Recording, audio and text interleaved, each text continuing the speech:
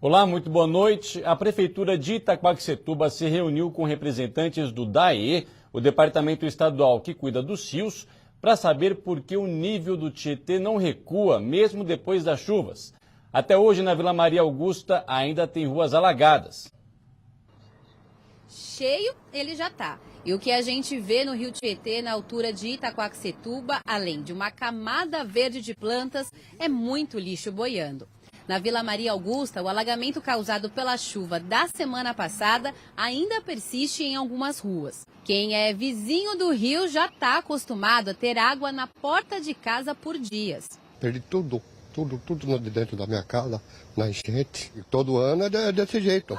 No Jardim Fiorello, a chuva desta terça-feira foi a que deixou mais estragos no bairro.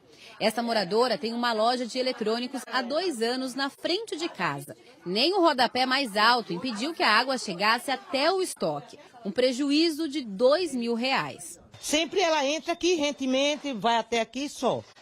Mas ontem entrou até lá no canto. Nesta quarta-feira, a ressaca de mais esse alagamento deixou o Jardim Fiorello embaixo de muita lama e sujeira. De tarde, os próprios moradores limpavam os bueiros. A Secretaria de Serviços Urbanos também enviou equipes e máquinas para ajudar na limpeza do bairro. Essa área que eu estou andando, bem ao lado do Rio Tietê, está praticamente vazia. Se por acaso o rio transbordar por causa da chuva, por aqui a água tem onde escoar. Agora dá só uma olhadinha da situação do lado de lá do Tietê. Olha só essas casas praticamente dentro do leito do rio. Aí é a Vila Maria Augusta. Essa situação com residências quase que dentro do Tietê é bastante parecida em vários bairros que nos últimos dias têm sofrido bastante com os alagamentos. Segundo a Prefeitura de Itaquaquecetuba, nessa terça-feira, eles se reuniram com técnicos do DAE para entender por que as águas do Tietê estão demorando para baixar. Desse encontro, ficou firmado que o DAE e a Defesa Civil aqui do município vão percorrer de barco o leito do rio para identificar as áreas mais assoreadas. Nós não temos algo definido para caracterizar o porquê dessa água não tem prosseguido. O que a gente tem identificado é que às vezes durante a chuva essa água vai embora, né? E cessada a chuva essa água represa. Então estamos identificando aí junto com o DAE para saber se tem alguma comporta, se algum sistema que é fechado, tentar identificar para que a gente possa ter uma solução para esses moradores. Em nota, o DAE informou que faz atualmente o desassoreamento de 44 quilômetros de extensão do Rio Tietê entre o extremo leste da capital até Mogi das Cruzes e que a segunda etapa da ação em Itaquaquecetuba foi concluída neste mês com a retirada de 30 mil metros cúbicos de sedimentos. Amanhã não tem previsão de temporais no Alto Tietê, mas a frente fria continua atuando sobre o estado e a região. Confira.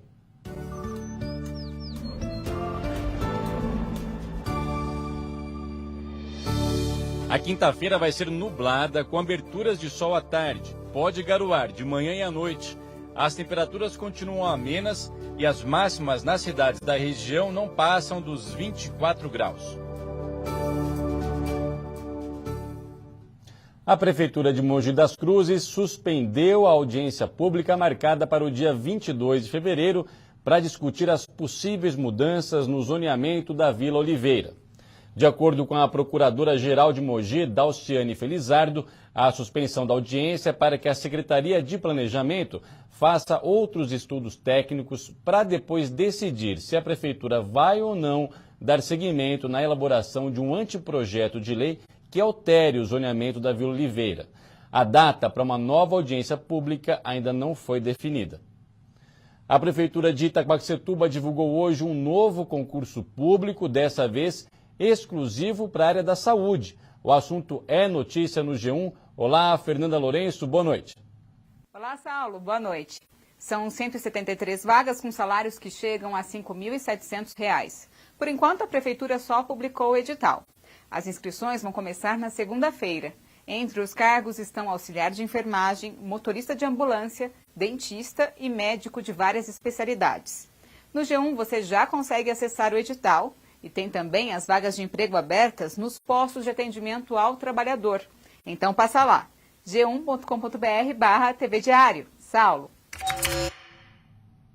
Veja a seguir: o Mogi Basquete entra em quadra daqui a pouco contra o Vasco pelo NBB, e também a rodovia Mogi Dutra vai ser interditada amanhã para detonação de rochas.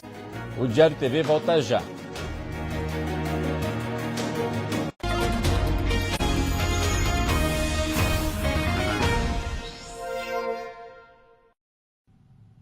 Na rodovia Ayrton Senna, a concessionária reforçou os trabalhos de combate aos criadouros do mosquito Aedes aegypti. Eliminar focos de larvas do mosquito da dengue, zika e chikungunya é uma preocupação que já faz parte da rotina dos funcionários da Ecopistas, concessionária que administra a rodovia Ayrton Senna. Esse trabalho é feito anualmente com a TESP, de divulgação e conscientização do nosso usuário da via, principalmente nesse período que estamos, que é um período muito importante, onde você tem aquele acúmulo de água que pode gerar criadouros para o mosquito da dengue, Esse também trabalho é feito de forma reforçada nesse período pelas concessionárias, pela concessionária aqui Ecopistas.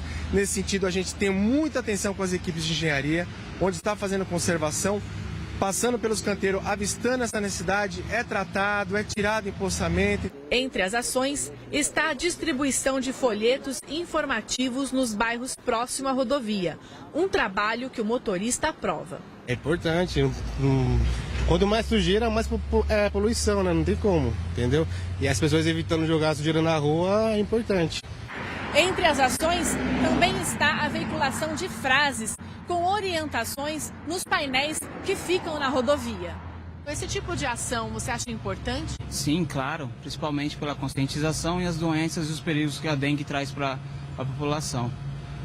Precisa do alerta? Com certeza, sempre, E a rodovia Mogi Dutra vai ser interditada amanhã nos dois sentidos, no quilômetro 35, isso no trecho de Arujá. A Débora Carvalho tem as informações. O tráfego pela rodovia Pedro Heroles, a SP-88, ficará completamente interditado entre os quilômetros 35 e o 36 em Arujá. A interdição será nesta quinta-feira, amanhã no período da tarde, da 1h40 da tarde até as 4 horas da tarde. O Departamento de Estradas de Rodagem vai interditar a rodovia para detonação de rochas que integram as obras de duplicação da pista.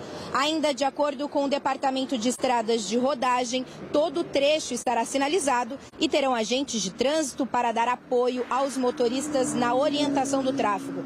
Uma das alternativas é pegar então a rampa de acesso a São Paulo pela rodovia Ayrton Senna, seguir até a saída 35 até chegar à cidade de Itacoaxetuba, pegar a rodovia SP-56 e então chegar à cidade de Arujá. Outra alternativa para o motorista que for utilizar a SP-88 nesta quinta-feira no período da tarde, já que a SP-88 estará interditada entre os quilômetros 35 e o 36, é seguir pela rodovia Ayrton Senna também e no quilômetro 36 pegar o acesso à Rodoanel Mário Covas na direção da rodovia Dutra Fernão Dias e seguir viagem até a saída do quilômetro 119 até chegar então à cidade de Arujá. Lembrando então que nessa quinta-feira, no período da tarde, entre a 1h40 até as 4 horas da tarde, a rodovia Pedro Heroles, a SP-88, estará completamente interditada entre os quilômetros 35 e o quilômetro 36. Débora Carvalho para o Diário TV. Vai ter transtorno, congestionamento, mas pelo menos é por conta de algo que há muito tempo é pedido, a duplicação da Mogi Dutra.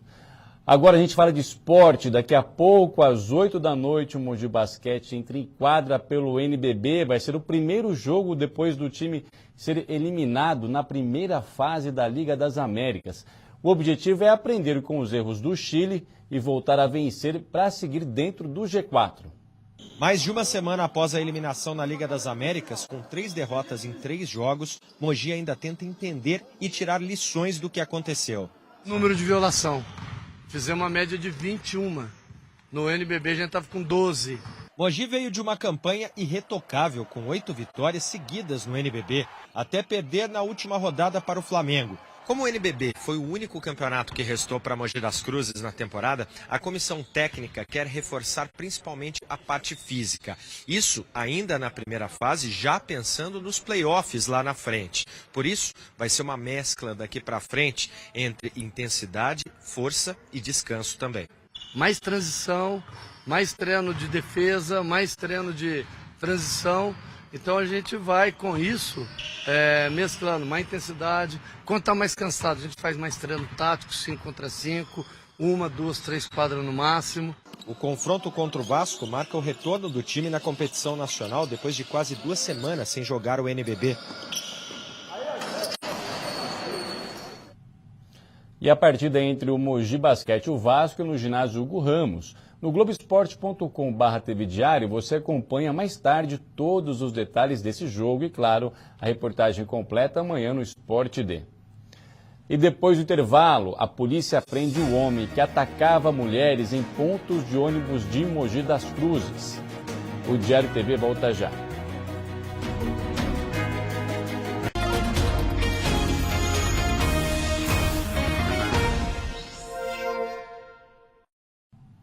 Está na cadeia de Mogi das Cruzes o homem suspeito de atacar mulheres com um facão. Ele foi preso com a ajuda de moradores. Esse vídeo mostra o momento em que Fernando Henrique da Costa Rocha, de 31 anos, foi capturado por moradores que o reconheceram num bairro perto do Jardim Universo, em Mogi. A polícia militar foi chamada e fez a prisão do suspeito. Conduzimos até o DP. Quando chegou aqui no DP, ele confessou os crimes dele que já havia cometido, inclusive tinha tentado matar a mulher. Depois de passar pelo hospital, ele foi levado para o segundo DP. Fernando ganhou o apelido de maníaco do facão pelos crimes que cometeu na cidade nos últimos meses. Sempre armado, atacava mulheres em pontos de ônibus. Essa mulher é uma das vítimas. O caso dela ganhou repercussão nas redes sociais. Era por volta das 7 da manhã. A vítima esperava o ônibus para ir ao trabalho. Assim que uma senhora atravessa a rua, o suspeito se aproxima e começa a atacar a mulher com golpes de facão. Ela corre para o meio da rua, consegue desviar dos golpes e foge. O maníaco ainda corre atrás dela, mas desiste. Ali eu me defendi e eu morria. Essa sorte, o ônibus da empresa estava descendo e ele se desviou e voltou. Agora a Polícia Civil vai investigar para saber se outras mulheres também foram atacadas na cidade pelo maníaco que foi preso hoje. A polícia até então tem suspeita de 3 vítimas. O problema é que só uma delas fez boletim de ocorrência. E o Cássio Andrade continua na delegacia acompanhando esse caso. A gente fala ao vivo com ele agora. Cássio, a polícia continua as investigações mesmo com a prisão desse maníaco? Boa noite para você.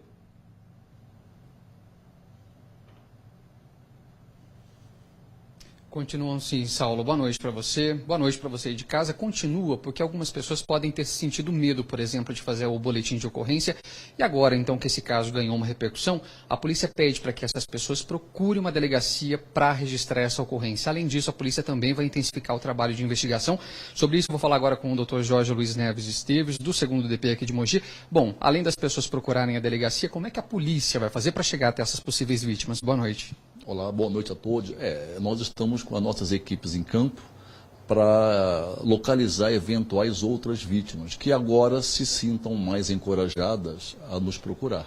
Bom, a polícia tem ciência, por exemplo, de alguma pessoa que chegou a ser ferida por esse maníaco? Não, porque se fosse o caso de ferimento, o próprio hospital avisa a polícia. Não houve ferimento. Bom, ele foi apresentado agora à tarde, a gente acompanhou a prisão e tudo mais. A prisão temporária dele já foi decretada? Sim, por 30 dias, porque é crime hediondo. Além disso, vocês agora trabalham até o final desse prazo para aumentar, ou para que essa prisão então se torne um tempo maior, né? Sim, ao final do nosso inquérito, nós vamos pleitear, nós vamos representar pela conversão da prisão temporária em prisão preventiva, esta sim sem prazo certo. Doutor, rapidamente, ele pode responder por quais crimes? Nesse caso de hoje, pela prisão de hoje, por crime de homicídio tentado. Legal. A gente observa também, o senhor conversou com ele, comentou que conversou com ele hoje à tarde, sobre o perfil dele, que ele não tenta roubar nada das vítimas, ele simplesmente vai para atacar. Isso coloca ele numa condição de passar por exames psicológicos, por exemplo, né? Sim, ele não aparenta 100% de normalidade. Ele atribui ao uso excessivo de drogas, mas somente um exame mais apurado que vai dizer se na época do fato, ele tinha pleno discernimento ou não de entender o caráter ilícito do fato e de se determinar de acordo com esse entendimento. Certo, doutor. Muito obrigado pelas informações. Bom trabalho para vocês. Tá aí, Saulo, a importância então do pessoal aí que tenha sido atacado por essa vítima para que procure uma delegacia para registrar esse boletim de ocorrência. Eu volto com você no estúdio. E que bom que a polícia conseguiu prender esse homem que estava aterrorizando as mulheres, né? Muito obrigado, Cássio. Seja bem-vindo ao nosso time de repórteres aqui, viu? O Diário TV termina aqui. Uma boa noite para você e até amanhã.